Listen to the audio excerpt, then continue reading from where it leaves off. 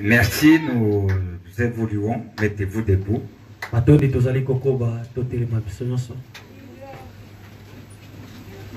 Je vais demander chacun de prendre sa Bible, nous allons lire.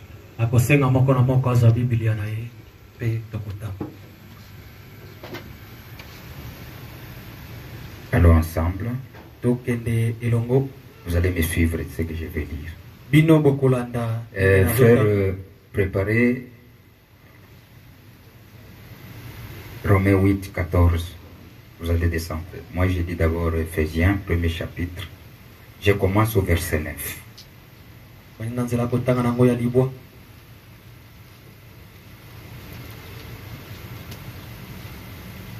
Vous êtes là? Ok.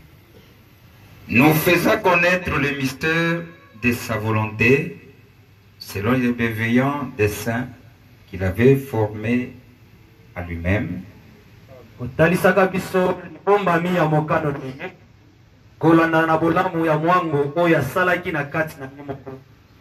pour les mettre à l'exécution lorsque le temps serait accompli de réunir toutes les choses en Christ, celles qui sont dans les cieux et celles qui sont sur la terre.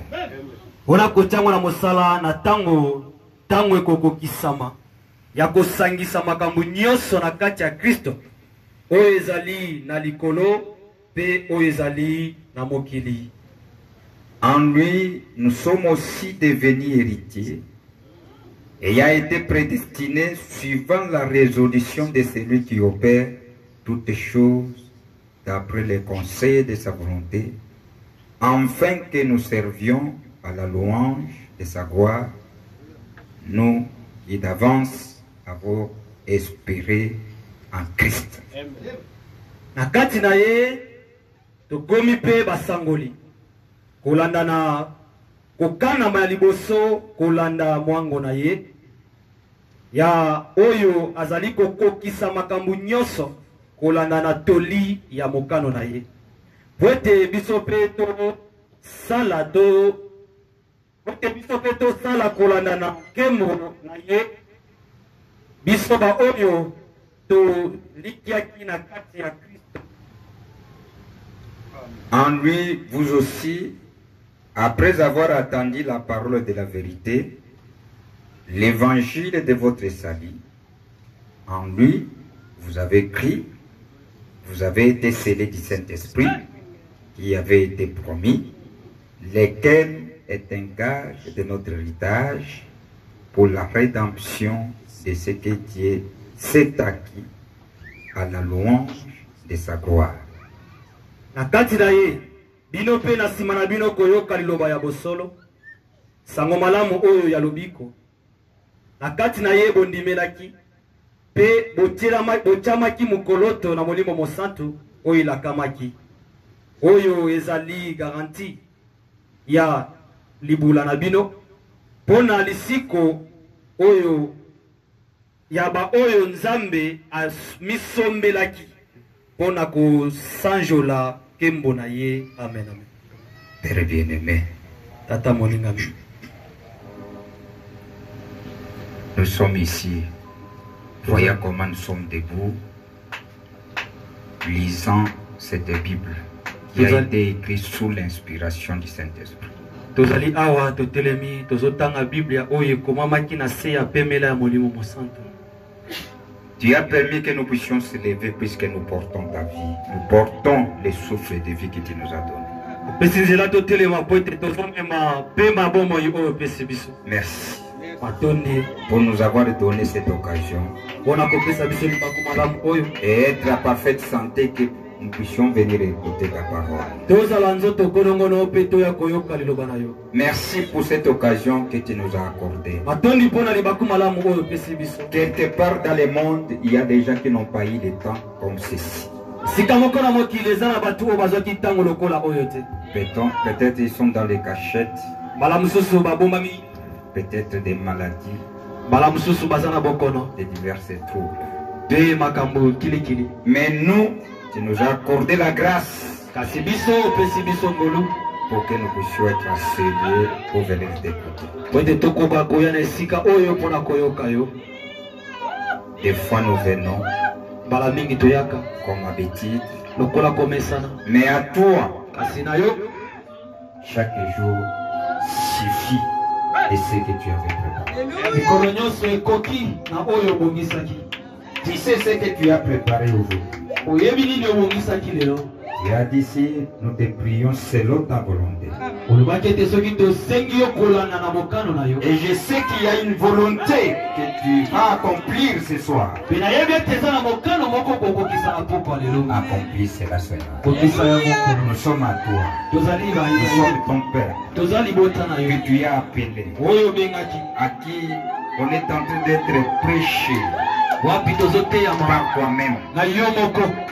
Puisque ce message que nous écoutons a été prêché par le Saint-Esprit.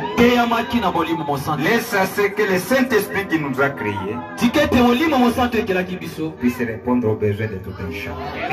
De la manière que tu l'as déjà préparé. Règne au milieu de nous. Bénis ton Père. Bénis tes serviteurs qui sont ici. Bénis tes servantes qui sont ici. Bénis tes enfants.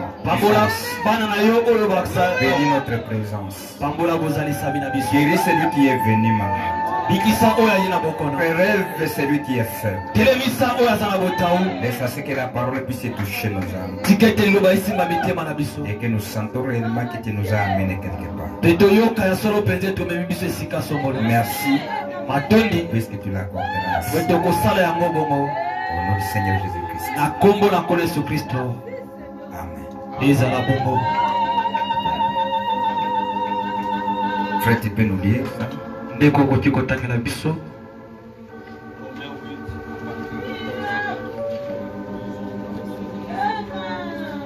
Romains 8 kobanda na nzela nango ya zomi na moko totangi na kombo na Yesu Kristo. Zomi na minei.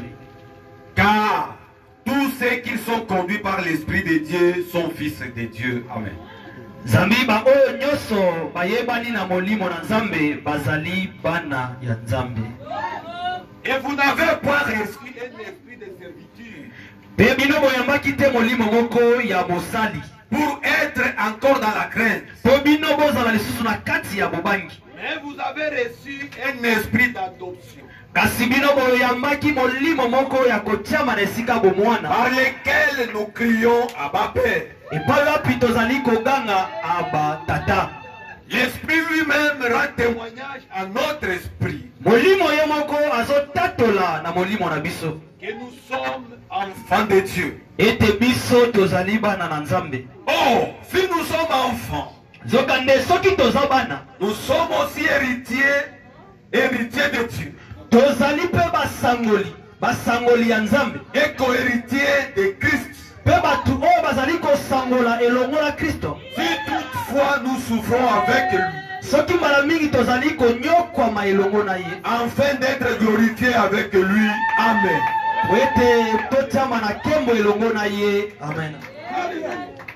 Amen.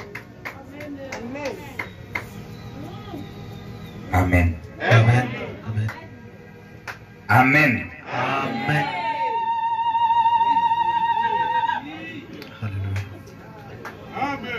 Suivez un peu ici. Amen. Oui, on peut descendre, mais petit à petit, nous allons continuer. Écoutez un peu.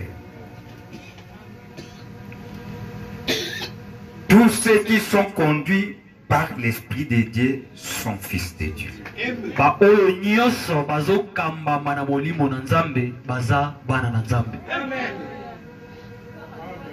La Bible dit clairement.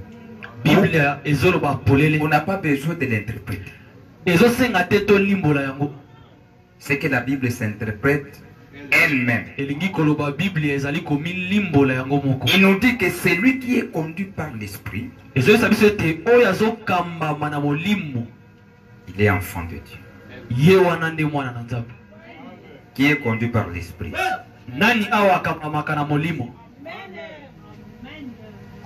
C'est que tu es un enfant de Dieu.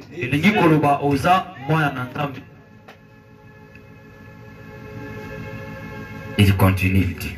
Azokoba koloba. Vous n'avez point reçu un esprit de servitude. Bino boyambaki te molimo moko ya bosali. Ya bowumbu. C'est que l'esprit qui nous conduit, Elingi koloba molimo o ezokamba biso. ce n'est pas un esprit de servitude. Eza molimo ya bowumbu te. Pour être encore dans la crainte. Po na kozala lisusu na kati ya kobanga.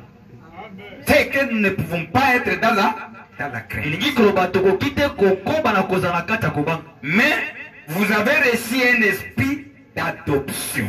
Kasi bino bozwaki molimo o ezotya bino na esika bomwa. Par lequel nous crions Abba. Epai wapi kozali koganga Abba tata. C'est que l'esprit que nous avons reçu, Elingi koloba molimo o toyambaki. c'est l'esprit de l'adoption. Eza molimo ya kotyama na esika Et c'est bomwa. ça l'adoption qu'on est tenté de parler. Ne kotyama na esika bomwa na o tozali kolobela. Mes frères, Bandeko na ngai. si réellement, Soki ya solo penza.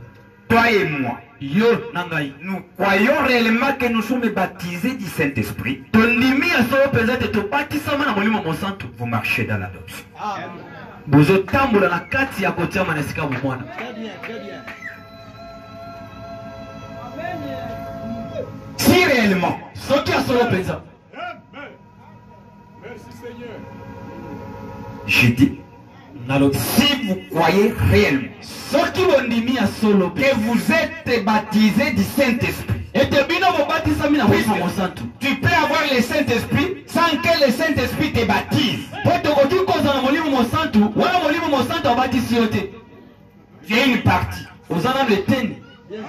Tu es dans la voie d'être baptisé. Oza na nzela ya kozwa libatisi ya molimo mosantu. Alléluia. Amen. Puisque dès que tu as la foi, Po ete na ntango oza na kondima. l'averti, Nguya. c'est déjà des parties du Saint-Esprit. C'est ça. Eza biteni ya molimo mosantu. Très bien. Tu es dans la voie de la croissance. Oza na nzela ya kokola. Jusqu'à ce que le Saint-Esprit te baptise de son esprit. Kino ntango molimo mosantu akobatisa yo na Pour molimo qu'il na ye. puisse s'assurer que réellement celui-ci m'appartient. Wana po andimisama solo penza oyo aza ya ngai. Vous devenez une stature de l'homme parfait. Okomi elilingi ya moto oyo abongi be. Une image de Dieu qui marche sur la terre. Elilingi ya nzambe oyo ezotambola na mokili. Bien classé.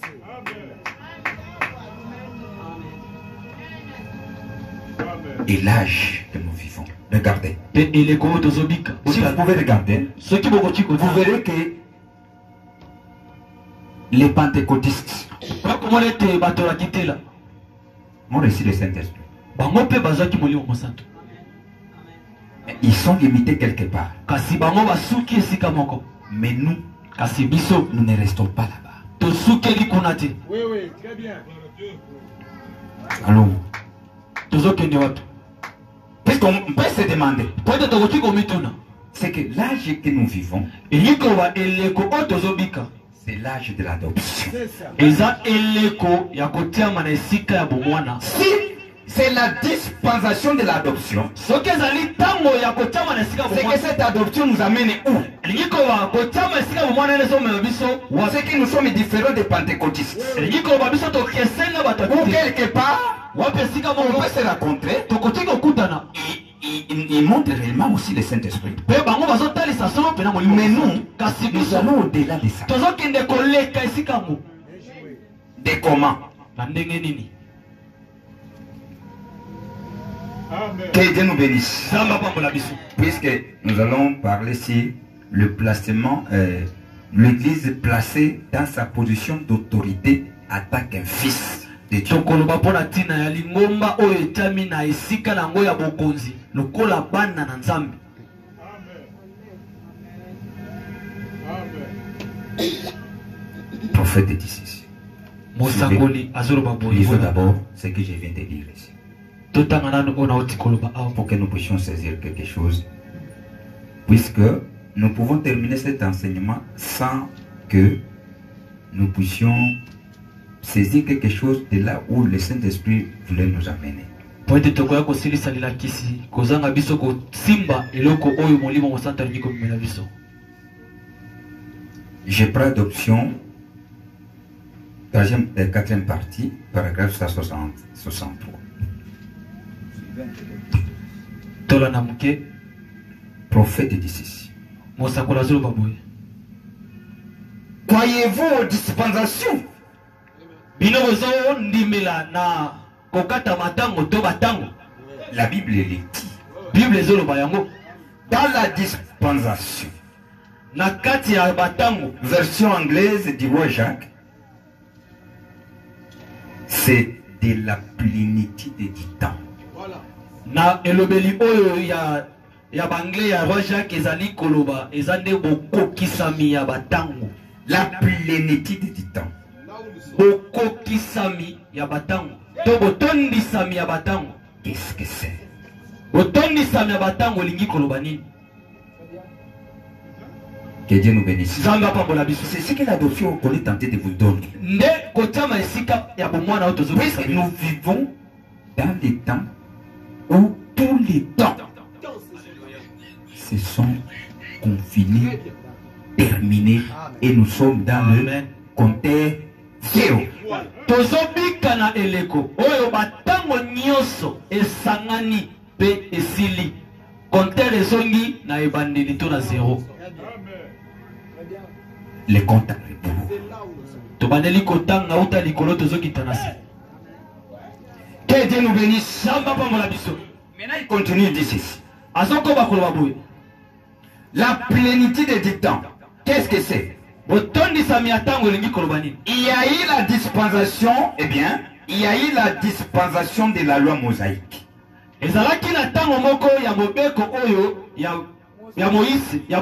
C'est déjà passé, c'était la loi. Il y a eu la dispensation de Christ. L'arrivée de Christ, la grâce, la Christ pour venir nous racheter. Vous voyez? Ah. Amen. Il y a eu la dispensation des organisations des églises.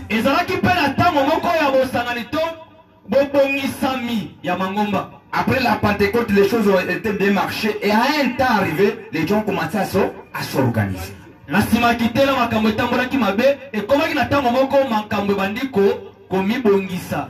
se sont organisés. Ce n'est pas aujourd'hui. C'est depuis lors que vous avez suivi ça au moment où vous avez donné l'enseignement sur les 7 âges de l'église. On est ensemble. Il y a eu la dispensation de l'infusion du Saint-Esprit. Et comment tu peux attendre vous savez, dans un coin d'Azusa où le Saint-Esprit était descendu. Vous connaissez ça? Que Dieu nous bénisse.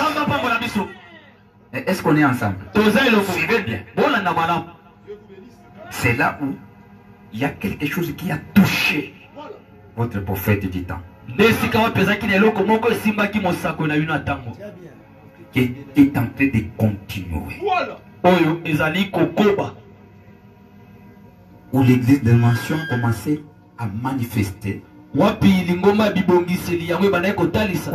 Dieu préparait maintenant à ce que la terre puisse recevoir quelqu'un qui viendra manifester les signes du Fils de l'homme.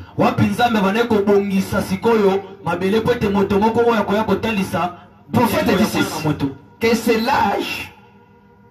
Il va accomplir ce qu'il avait dit, que ce qui était du temps de Sodome. Vous allez encore le revivre. Où Dieu va descendre. Nous le verrons dans les êtres humains. On est ensemble. Suivez.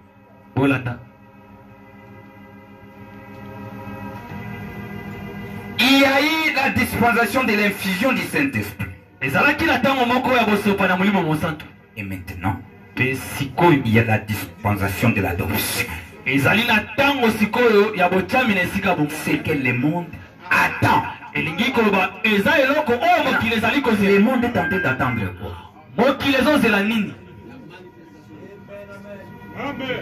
C'est que le monde, la nature, est en train d'attendre ces enfants adoptés qui puissent se manifester.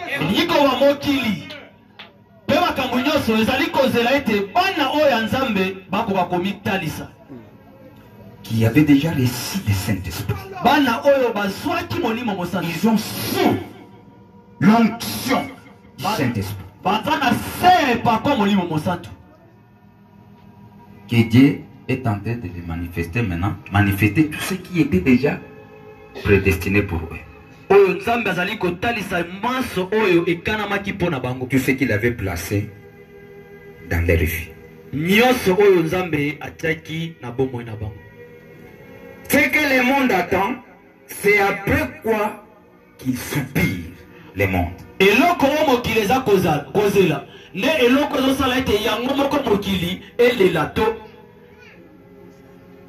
lorsque les temps seront accomplis, dans la dispensation de la plénitude du temps, cette plénitude du temps, qu'est-ce que c'est? C'est quand les morts ressuscitent. Suivez bien. Et prophète dit que sur la terre, il y a un message que les gens sont en train d'écouter, qui est en train de ressusciter les gens dans le spirituel.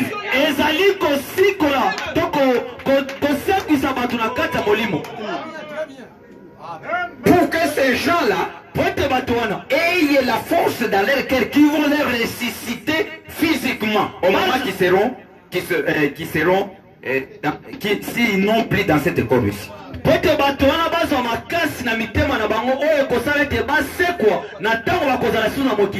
Alléluia. Que Dieu nous bénisse. Amen. Que Dieu nous bénisse. Amen. Regardez l'adoption qu'on est tenté de voir. Ce n'est pas l'adoption comme les autres adoptions. Non. Vous devez grandir.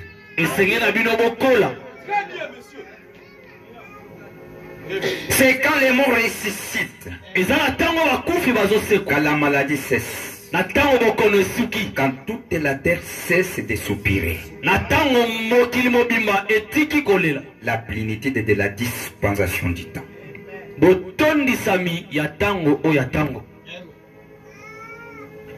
Lorsque le temps serait accompli, de réunir toutes les choses en Christ.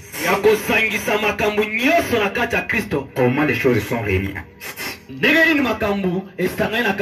Suivez bien. Il y a un Christ sur la terre. Qui croit ça? Que Dieu nous bénisse. Le Christ terrestre qui va monter pour rencontrer Christ céleste.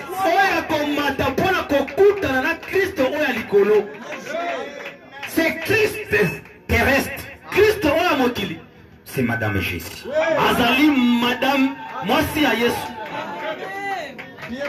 Vous, Bino et moi, qui vont rencontrer les époux, ce qui est Christ céleste, dans des heures.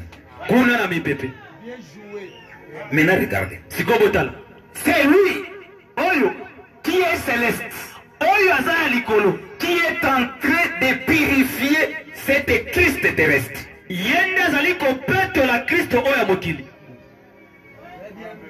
On est ensemble. C'est qu'on n'est pas purifié par n'importe qui. Non. C'est qu'il ne peut pas échouer. Nous ne pouvons pas avoir la crainte ou bien se poser des questions. Lui qui nous a appelés, il dit, je suis votre avocat. Alléluia. Amen.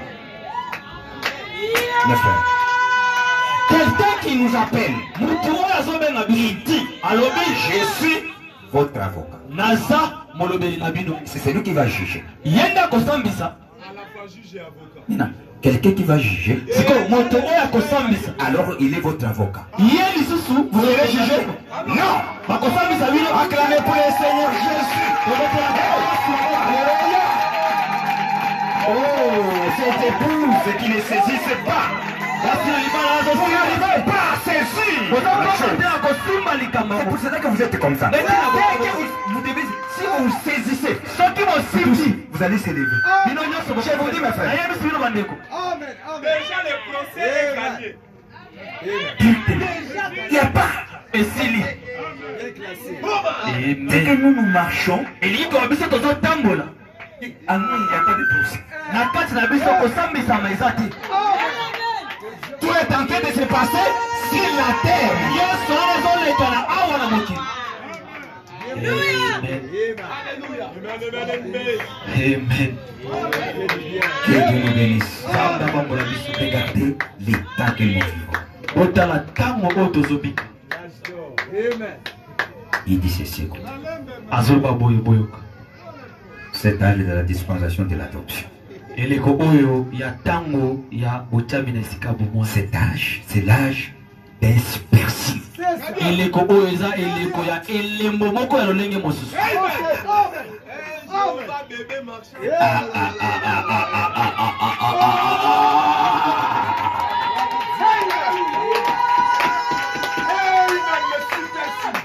Vous savez, c'est l'âge dispersif. C'est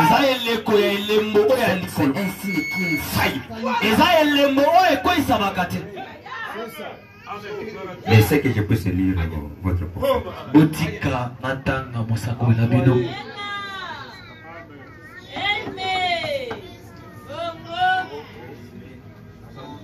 Il est dit ceci. Confirmez sa parole. Il dit ceci. Attends un peu, je lis d'abord le dispersif. Prêché le 20 novembre 1963, paragraphe 111, il dit. Remarquez, les supersignes. Ils ont des surnommés aujourd'hui. Ils ont des fictions des Superman.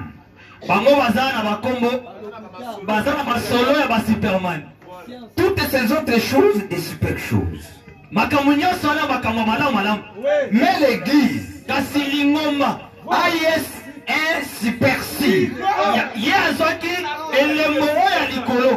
Dieu, révélant dans l'église.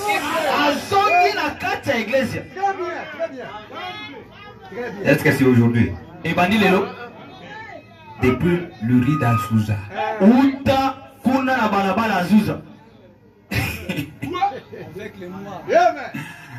Avec quelqu'un de votre. Et le mot est noir. Vous savez, nous avons notre façon de croire.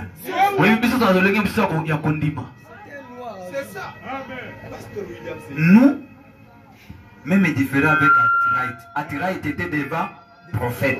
Mais nous sommes devant les branchies et les bancs. Écoutez seulement la voix. Et tous ceux qui croient sans savoir. Et c'est mon amour animé kozanga komona. Nous, biso. Vous et moi. Bino nangai.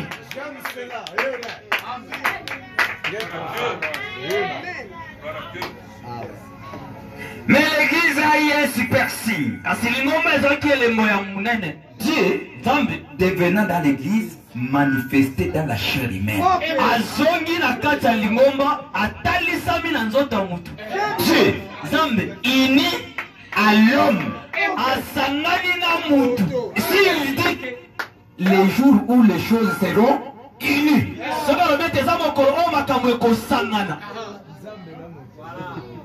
Amen. Vous savez, même, j'ai lu quelque part, même les prophètes avaient reçu le Saint-Esprit à travers les noirs. Votre prophète. Amen.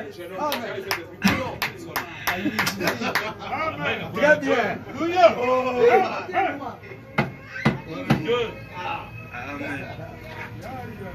Dieu unit à l'homme.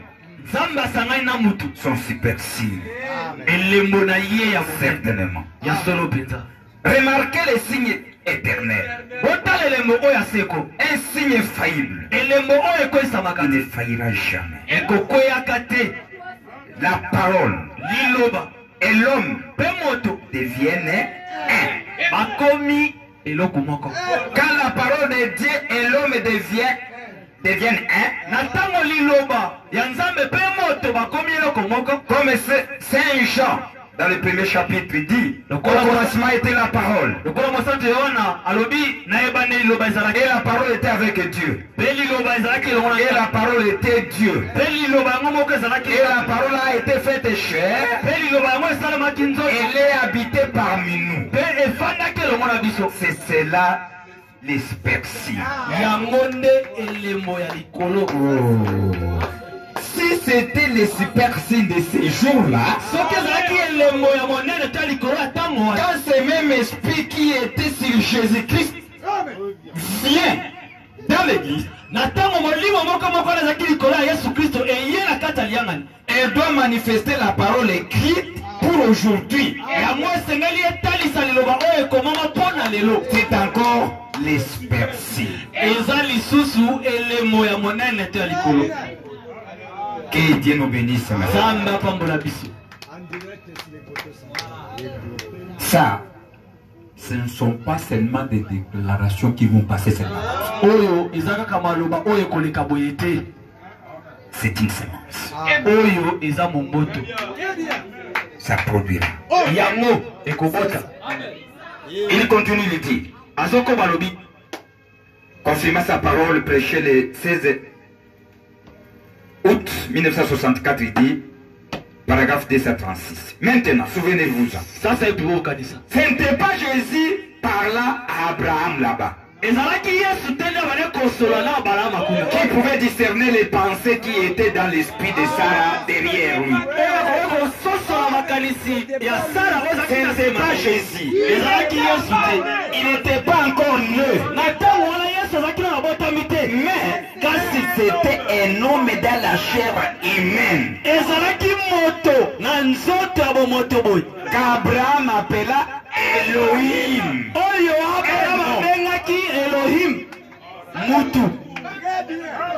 Le grand tout-puissant,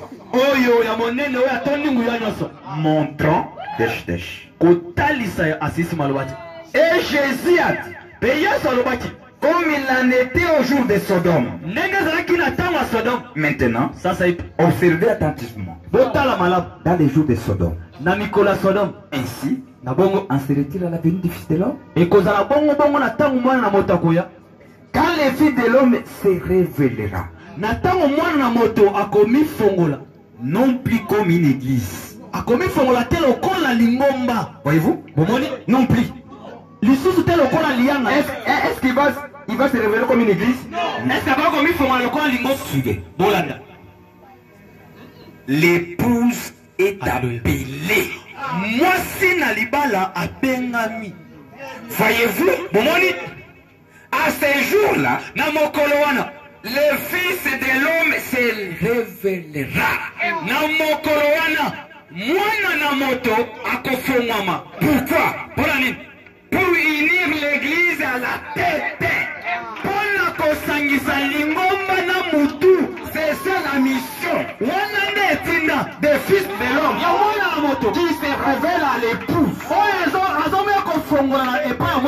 L'âge de l'adoption.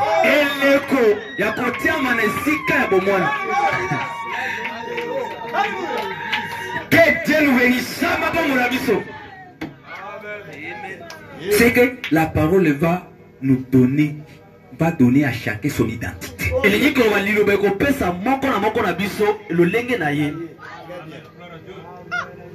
Chacun connaîtra sa place. Puisque peut-être l'esprit que nous avons reçu est là pour nous amener à s'unir avec notre Créateur. Que nous devenons un. Et si nous devenons un, Personne qui te commet comment? L'adoption est faite. Voilà. Kotiama na esika bomwana esalami. Ok, très bien. Est-ce que vous êtes tenté de comprendre? En direct. Et dès que l'adoption est faite, c'est que ta parole, la parole de votre père, devient et comme il le maman, c'est là où vous pouvez prononcer, disant, toi montagne, quitte d'ici. Allez là. Toi avion, arrête-toi. Jusqu'à ce que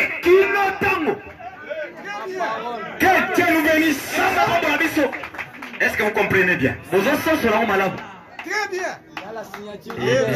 Tu peux maintenant arriver dire, Je vois ici un problème. j'avais besoin d'un enfant. Je vous donne. Là, on ne parle plus de Jésus. Alléluia. Il y a les gens, si on parle ça, ils ont peur.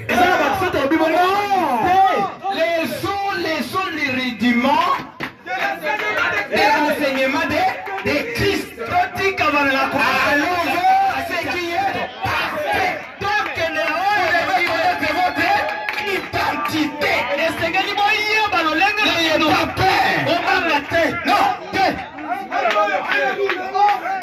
c'est celui qui a dit tout ce qu'il était, il a déversé à son pied à mort. Il y a des fois si on prêche, les gens ont peur.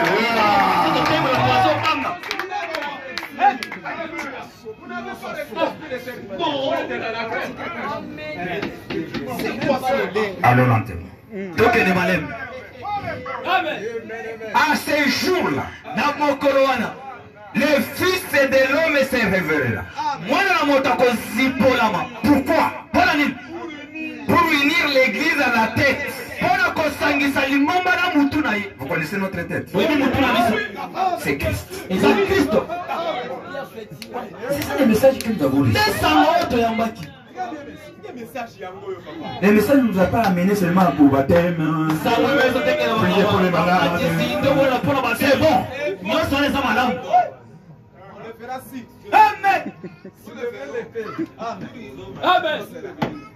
Pour unir l'église à la tête. Pour unir les mariages de l'épouse. L'appel de l'épouse retentira directement à travers ceci.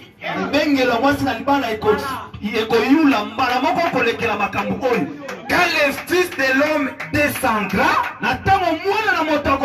et viendra dans la chair humaine pour unir les deux ensemble.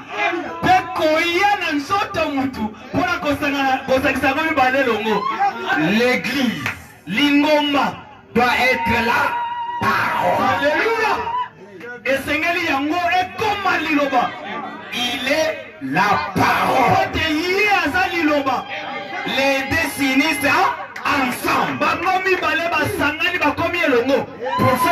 Pour faire cela, il voudra la manifestation de la révélation des fils de l'homme.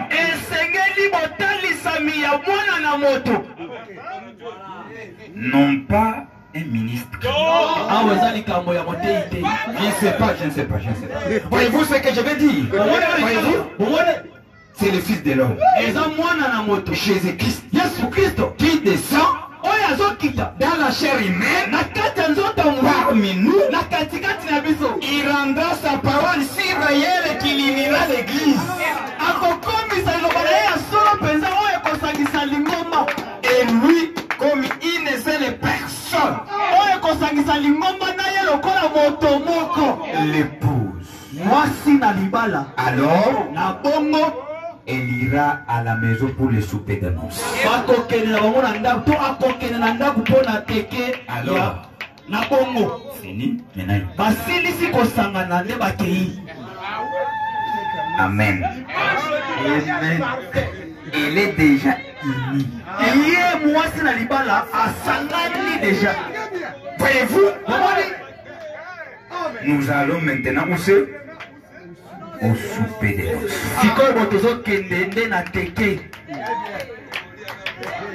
Si on dit qu'ils sont déjà unis,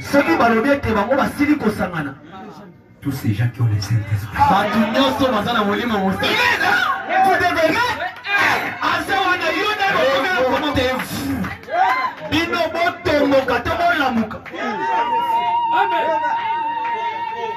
Jusqu'à quand Satan continuera à vous lier.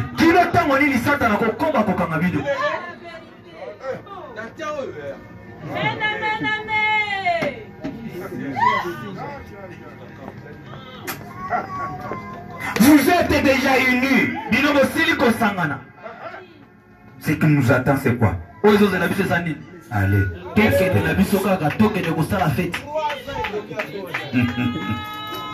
Nous allons souper de noces, non pas au mariage, non. Les mariages est tenté de se faire. Dès que vous entrez dans la chambre des rois, il y a des choses qui sont en train de se passer là-bas. Il y a des choses et des choses. Les autres ont tenté d'avoir même la sainte de Dieu. Les autres sont dans les douleurs de la femme. Là-bas, il y a seulement la fête. Les mariages, c'est ici.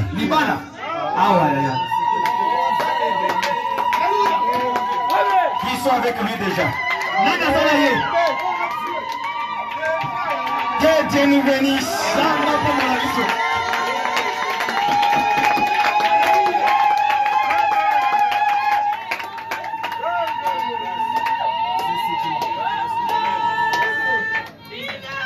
Il dit ceci. Nous allons au souper de noces, non pas au mariage. Remplissez-vous de la chair. De la chair des hommes puissants. Parce que les noces de l'agneau sont venues. Mais l'enlèvement, c'est le départ pour le souper de noces. Quand la parole ici finit avec la personne, et que les deux deviennent un, alors, qu'est-ce que cela fait à ce moment-là? Cela se manifeste de nouveau les fils de l'homme, non pas les théologiens de l'église, les fils de l'homme. La parole et l'église devient tout ce que le fils de l'homme a fait, il était la parole, l'église le fait pareillement. Voilà l'adoption. Qui accompagne. Là, je peux aller maintenant toucher là-bas, toucher là-bas. Mais vous connaissez déjà. Que Dieu nous bénisse. Puisque dès que la parole est en vous, cela va commencer à manifester ce que Dieu avait placé avant la fondation du monde. C'est cela que nous écouterons les parler en langue véritable. Qui est tenté d'être pire. C'est par la parole qui est en vous. Devenez un canal que Dieu est tenté de passer pour amener la bénédiction au peuple de Dieu. C'est cela que nous écouterons une bonne prophétie qui vient. Il y aura maintenant des prédicateurs qui vont nous prêcher la pensée de Dieu venant directement de Dieu. Et dès que vous écoutez l'enseignement, vous êtes transformé, changé. Pas de type de Yann et Yambres. Puisque eux aussi, ils ont la parole qui amène de la puissance. Mais ça n'amène pas les salis. Ils vont prier pour les malades sont guéris. Mais les salis, il n'y a pas. De transformation, il n'y a pas. Ils sont là dans cet âge, ils vont se manifester.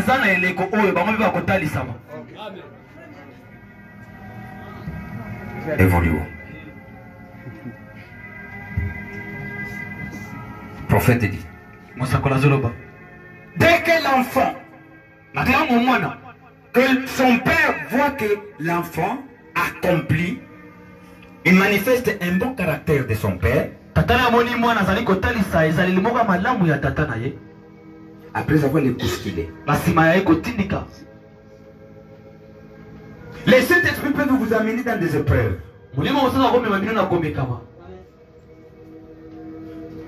Il dit, j'ai éprouvé cet enfant comme ceci.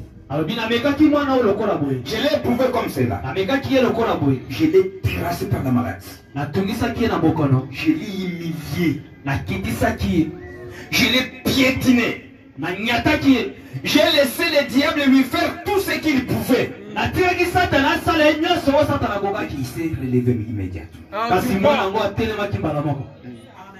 C'est quand même, il s'est même relevé. Je l'ai rendu malade.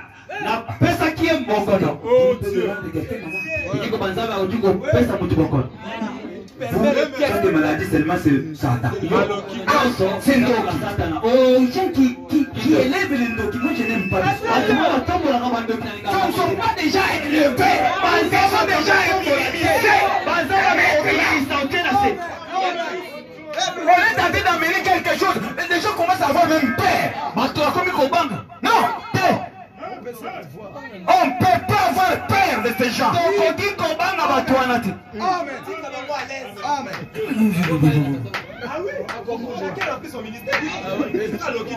Laisse ce qui est accompli, c'est ça. C'est le temps. Et aussi est en train de manifester pour que nous puissions les voir.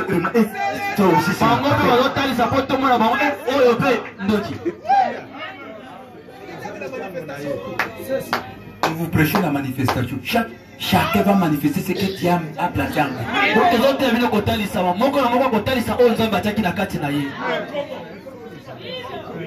Maintenant, le Saint-Esprit t'amène à ce qu'on te taxe Ndoki.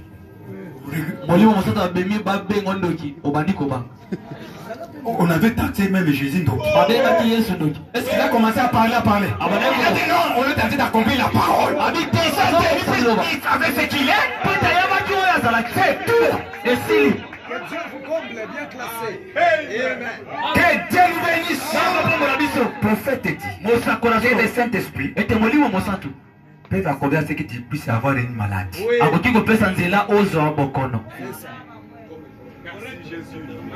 Suivez bien. À chaque maladie qui vient de l'homme.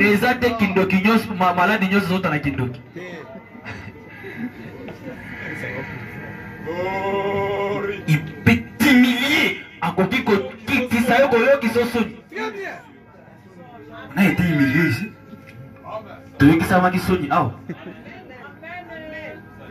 Beaucoup dans le confinement ici, on cherchait, on est taxé de tout. Vous avez suivi qu'on commençait à parler. C'est ce qu'il fait, c'est ce qu'il fait. Je sais ce qu'ils sont en train de faire. Et là où je me tiens.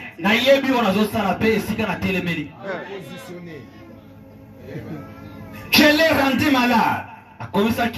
J'ai fait ceci. Je l'ai envoyé à l'hôpital. Je l'ai amené ici. J'ai fait ceci. J'ai fait cela. J'ai amené sa femme à se détourner contre lui. J'ai amené ses voisins à se retourner contre lui. J'ai fait en sorte que tout se retourne contre lui. Ça n'a absolument rien changé. Il a dit, même s'il me tue, je prospérerai néanmoins en lui. J'ai tué sa famille. J'ai pris ceci. J'ai fait ceci. J'ai fait tout ça. J'ai fait ceci. C'est là. Et tout. Il est toujours resté ferme. Même s'il me tue, je le servirai quand même. Il est à moi. Que Dieu nous bénisse. C'est qu'en Jésus, nous ne recevons pas toujours des bonnes choses. Il peut te laisser un jour crever de faim. Il peut te laisser un jour avoir des dollars. À un temps, il n'y a pas de dollars. Amen. Amen. Il peut te laisser un temps. À côté de tes amis sont en train d'être mariés. Et il te laisse là comme il ne te connaît pas.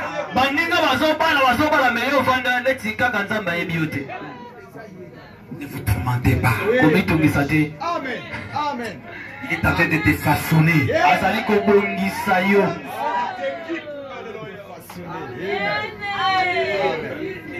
Je lui ai conduit dans un certain lieu. Le père le conduit là. Et il a placé à un endroit élevé. Comme ceci. Et il a organisé une cérémonie. Et tout le monde vient là. Autour. Alors il a dit. Regardez ce que l'épreuve a dit. Après les épreuves, pas seulement comme ça, puisqu'il est venu. Non! D'abord les épreuves pour vous tailler. On ne peut pas vous mettre seulement comme ça sans qu'il puisse pas vous tailler d'abord. Vous façonner.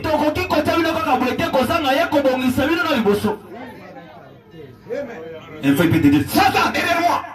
Tu n'as même pas honte de toi. Si on te dit ça aujourd'hui,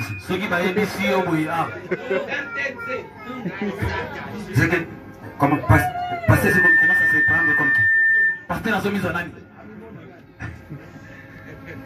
Pourquoi il commence à dire comme ça? Il ne respecte même pas ses collaborateurs.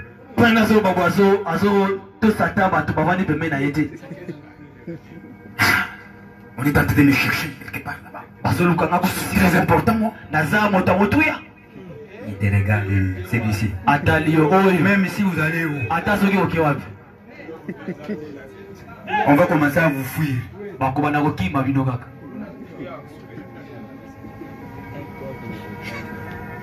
C'est maintenant que le père organise une cérémonie. Et tout le monde vient là. Tout autour. Alors il dit, je veux tous qu'ils sachent que celui-ci est mon enfant. Vous savez, ça vient seulement pour venir seulement comme ça. Tu es ma fille. Comme ça seulement. On te fait comme ça, on te piétine comme ça. C'est tout le monde qu'il faut connaître que. Non. On avait parlé à mal de toi dans la maison. Il sert seulement ici, il y a déjà, puisqu'il n'a pas donné la main. S'enflamme. C'est quelle bassesse? Quelle bassesse? S'il ne m'a pas donné les mains, ça fait quoi?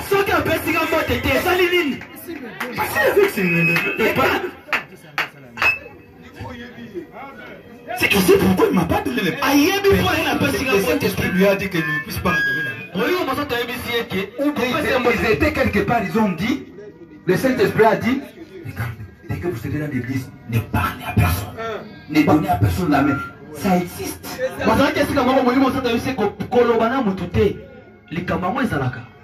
Jésus avait dit aux disciples, n'amenez rien. Ne donnez même pas la salutation. Maintenant, tu te racontes avec ça, tu ne te salues pas. Là, c'est tout le monde qu'il faut connaître. Le mardi ne sera pas même dans l'église. Tu te troubles pour rien.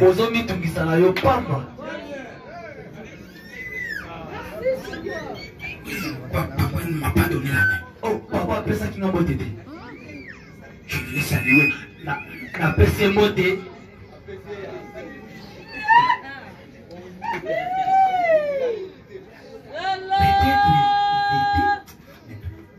vous interprétez souvent. Pour la ligne de Bolingo, la Ramakam. Pourquoi? Pour la ligne. Vous pensez toujours à mal. Il ne m'a pas bien regardé. Attends, qui m'a bien été, attends, qui m'a bien été. Ah. Est-ce que tu as vu comment? Yo, mon ligne, yo. Si il a mal regardé, mais toi aussi tu l'as regardé. Son qui attend qui m'a bien, yo, pour t'alaki. C'est que l'autre a regardé l'autre. Et il dit que mon mot, on m'a dit. Nous devons changer. Nous devons grandir. Nous devons changer même nos langages et nos façons d'être. Si on est en train de pécher, c'est l'adoption, nous devons changer.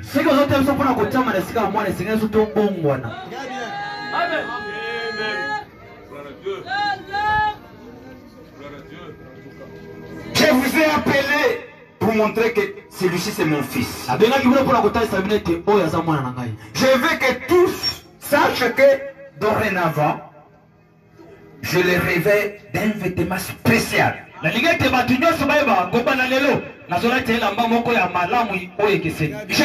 que vous sachiez que son nom, sur un chèque, est aussi valable que les miens. Il est mon enfant. Je l'adopte dans ma famille. Bien qu'il était mon fils depuis sa naissance, depuis qu'il a reçu le Saint-Esprit, il est mon fils. Même maintenant, je vais le placer dans sa position. Inverti de l'autorité. C'est lui qui le renvoie. Il est renvoyé. C'est lui qui l'engage. Il est engagé. Qui a compris? Il faut tirer attention à ce que les gens qui sont remplis du Saint-Esprit. Il faut faire tout.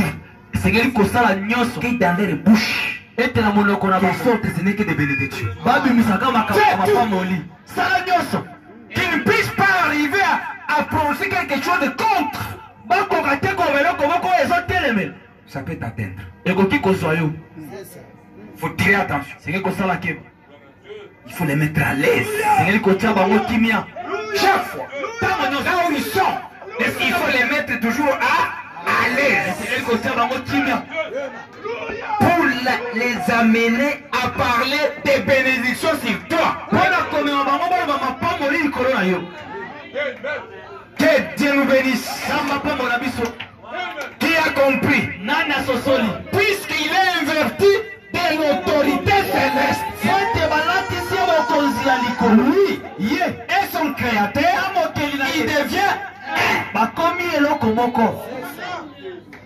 c'est cela qui peut dire. Je t'en donne. Quitte dans cet homme. Allez dans les résailles. Et les démons quittent pas. Même s'il n'a pas dit au nom de Jésus-Christ. Puisque lui existe. C'est lui qui a l'onction de Christ. Il devient ambassadeur. Les ciels l'accompagnent. Amen.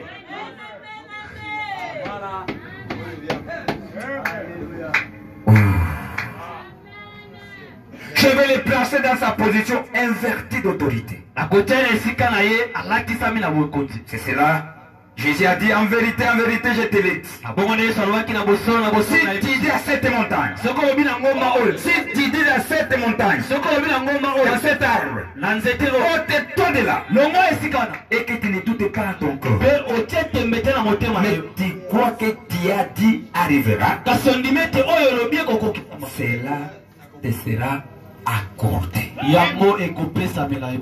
Vous savez, ce sont de se poser des questions. Pourquoi les choses ne s'accomplissent pas puisque les gens ne sont pas encore adoptés? Pourquoi? Avec les laisser aller. pas attentifs à leur conducteur. Le Saint-Esprit les parle, ils n'écoutent pas. Ils ne saisissent même pas. Ils ne connaissent même pas la voie où Dieu les conduit. Où il y a des gens ici. Tu peux lui demander. Mon frère, de comment que tu écoutes ton Créateur te parler?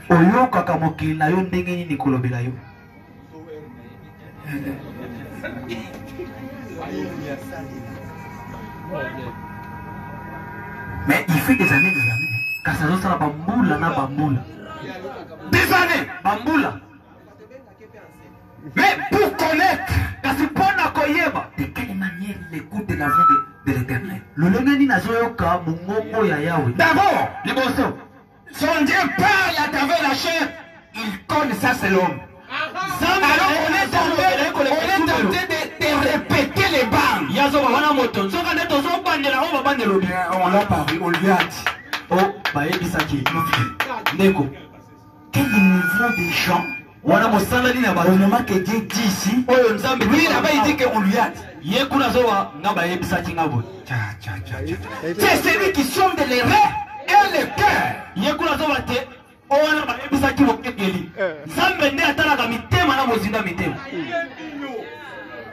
Lui, il est avec vous. Je serai avec vous jusqu'à la consommation du temps. C'est lui qui est avec vous. C'est celui qui est en train de vous parler. On lui a parlé.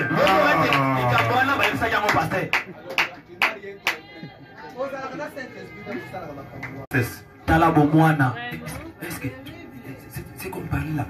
Tu avais causé avec le pasteur.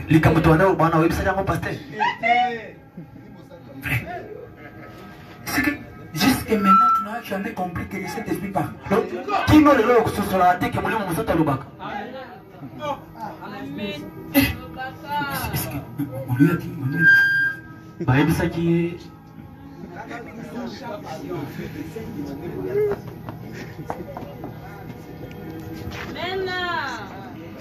Ôtez-toi de là. Et cela arrivera. Voyez, voilà. Il est mon fils. Combien savent que l'adoption? Qu'on a adopté le fils après que celui-ci avait prouvé qu'il était des chlèches.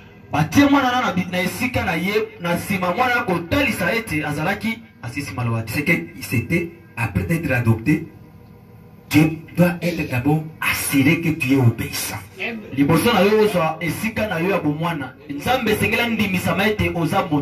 Puisqu'on est placé selon nos comportements.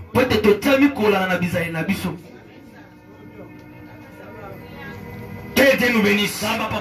L'obéissance. Tous ceux qui ont déjà lu dans la Bible connaissent le placement d'un fils. Sa parole devient comme celle de son père.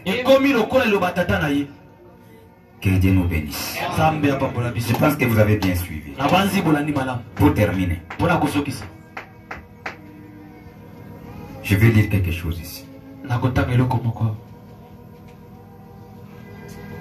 Amen. L'adoption. Prêché le 22 mai 1960 matin. Je prends paragraphe 85. Je vais terminer par là.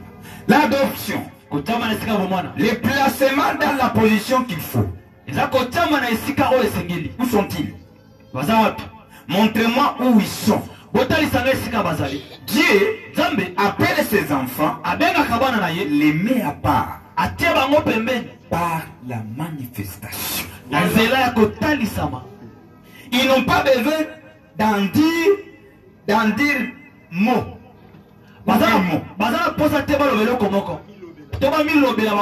Vous voyez qu'il s'est passé quelque chose. Vous le voyez qu'il s'est passé quelque chose. Il place son fils dans sa position. Il lui donne sa place. Exactement avec les mêmes choses. Il a l'autorité. Sa parole a autant de poids que celle d'un archange.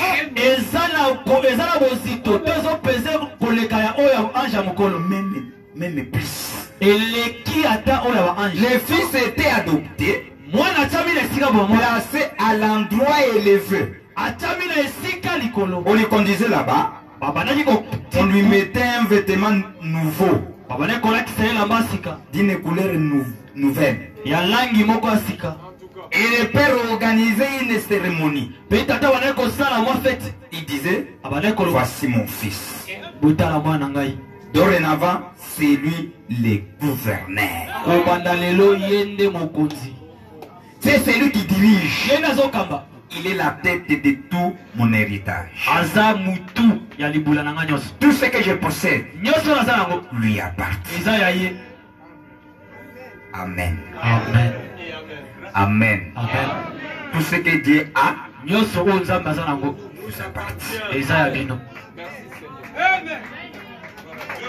Que Dieu nous bénisse. N'ayez même pas peur de prononcer quelque chose. Si tu as besoin de réclamer quelque chose, réclamer. Prophète dit, même si c'est au-dessus, prenez le chêne. Les chênes c'est quoi? Les chênes de Jacob, c'est les genoux. Allez à genoux. Réclamez. Alléluia. Réclamez la chose. Et Dieu va vous accorder. Que Dieu vous bénisse. Mettez-vous debout. Donnez-nous un cantique que nous allons un peu prier. Nous allons prier. Que chacun va parler à Dieu, lui disant, Seigneur, je continue à écouter ce que tu as préparé pour moi.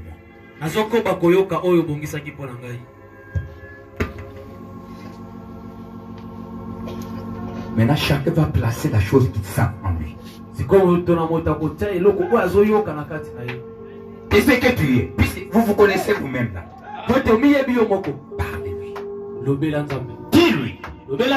Puisqu'il n'a pas donné seulement cet enseignement pour donner.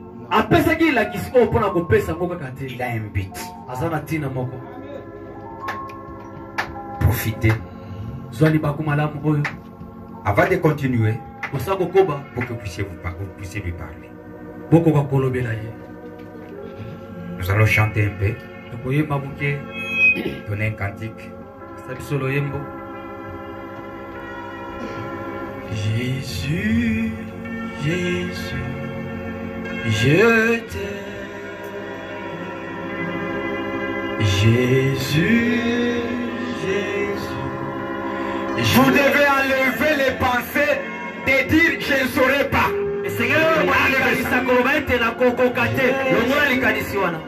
Je t'aime. Dieu t'a déjà appelé ce que tu réussiras.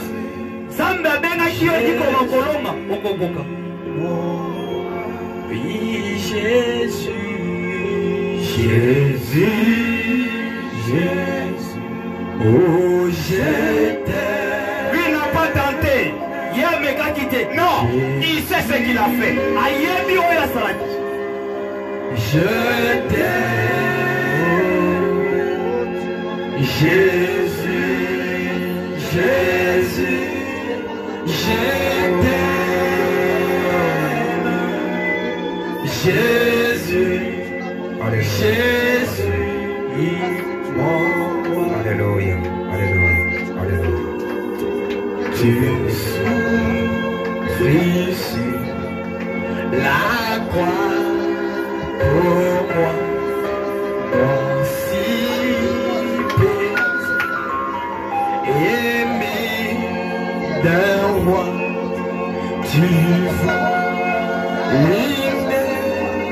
faire vivre en toi, Jésus, Jésus, c'est toi. Jésus, Jésus, je t'aime. Jésus, je t'aime. Jésus, Jésus, je t'aime. Jésus, Jésus.